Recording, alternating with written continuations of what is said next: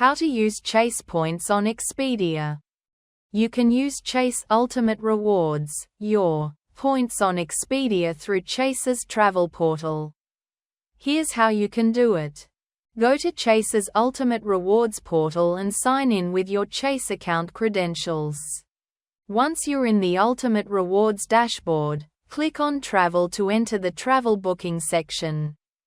Use the search tool to find flights, hotels, car rentals, or activities. In the list, select your booking.